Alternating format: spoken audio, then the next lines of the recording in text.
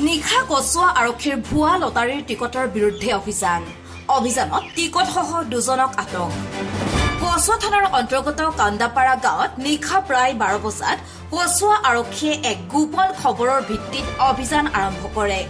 কচুৱা থানাৰ অচি মৃদুল বৰাৰ নেতৃত্বত চলা অভিযানত দুজন লোকক আটক কৰিবলৈ সক্ষম হৈছে কচুৱা আৰক্ষীয়ে।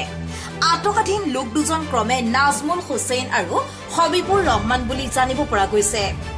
আটকাধীন লোক দুজনে বহু দিন ধৰি ভুৱা লটাৰীৰ টিকট বিক্ৰী কৰি আহিছে বুলি অভিযোগ উত্থাপিত হৈছিল। সেয়ে যোৱা নিশা আৰক্ষীৰ অভিযানত 4,500 টকা, 2টা মোবাইল ফোন আৰু এটা QR ক'ডৰ 10টা ভুৱা লটাৰীৰ টিকট জব্দ কৰে কচুৱা আৰক্ষীয়ে। বৰ্তমান আটকাধীন লোক দুজনক আইনীভাৱে ব্যৱস্থা গ্ৰহণ কৰা হৈছে বুলি জানিব পৰা গৈছে। কামপুৰৰ পৰা নৱজ্যোতি লস্কৰৰ ৰিপৰ্ট, NE8 নিউজ।